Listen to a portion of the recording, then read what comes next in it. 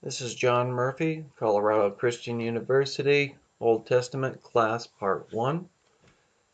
The Old Testament has many themes found throughout the verses. There are two major themes that dominate the Old Testament that draw my attention. First of which is God's desire to have fellowship with mankind. The second theme is about the propensity of humankind to turn away from God's teaching. God, throughout all times of human existence, has sought to have fellowship with mankind. He established a covenant with mankind in the Garden of Eden. He told us to, and God blessed them, and God said to them, "Be fruitful and multiply, and fill the earth and subdue it, and have dominion over the fish of the sea, and over the birds of the heavens, and over every living thing that moves on the earth." Genesis 1:28.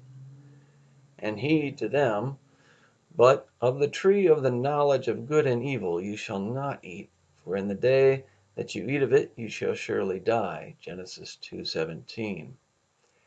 Later he tried another covenant with mankind through delivering the Ten Commandments during the Exodus with the Hebrews. And God spoke to all these words, saying, "I am the Lord your God, who brought you out of the land of Egypt, out of the house of slavery.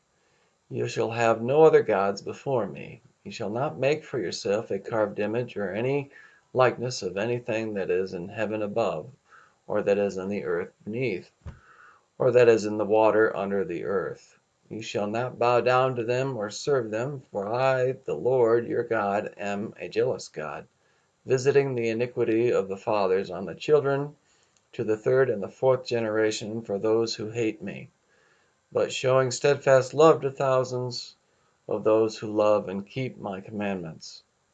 You shall not take the name of the Lord your God in vain, for the Lord will not hold him guiltless who takes his name in vain. Remember the Sabbath day to keep it holy. 6 days you shall labor and do all your work, but on the seventh day it is the Sabbath to the Lord your God. On it you shall not do any work, you, or your son, or your daughter, your male servant, or your female servant, or your livestock, or the sojourner who is within your gates. For in 6 days the Lord made heaven and earth, the sea, and all that is in them, and rested on the seventh day. Therefore the Lord blessed the Sabbath day and made it holy. Honor your father and your mother, that your days may be long in the land that the Lord your God is giving you. You shall not murder. You shall not commit adultery. You shall not steal. You shall not bear false witness against your neighbor.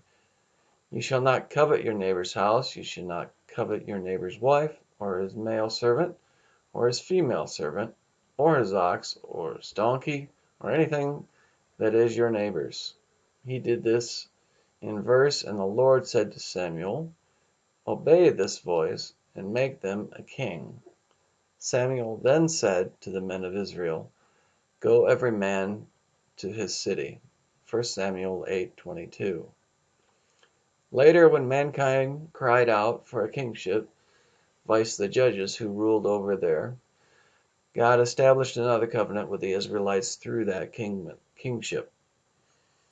Then all the elders of Israel gathered together and came to Samuel at Ramah and said to him, "Behold, you are old, and your sons do not walk in your ways.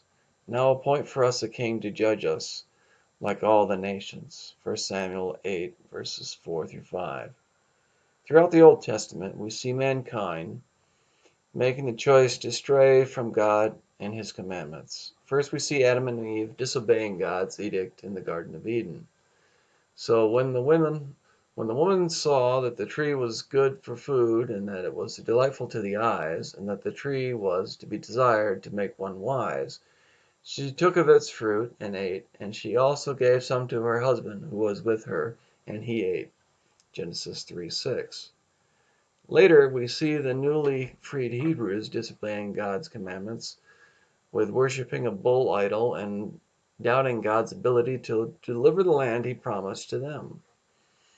They have turned aside quickly out of the way, and I commanded them. They have made for themselves a golden calf, and have worshipped it, and sacrificed to it, and said, "These are your gods, O Israel, who brought you up out of Egypt." Exodus 3:32-8.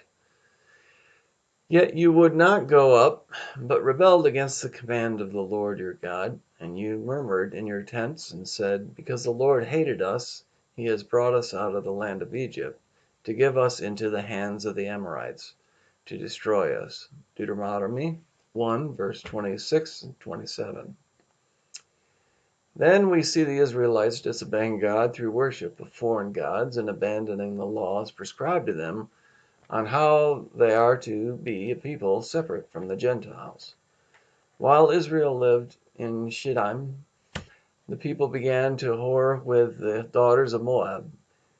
These invited the peoples to the sacrifice of their gods, and the peoples ate and bowed down to their gods. So Israel yoked himself to Baal of Peor, Numbers 25, verses 1-3. The way that his people act should show God's holiness.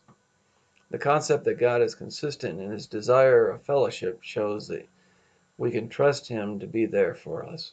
We just need to follow his direction. The concept that mankind consistently fails to live up to the directions of God shows that not only are we fallible, but that we can't succeed in this life without God's directions.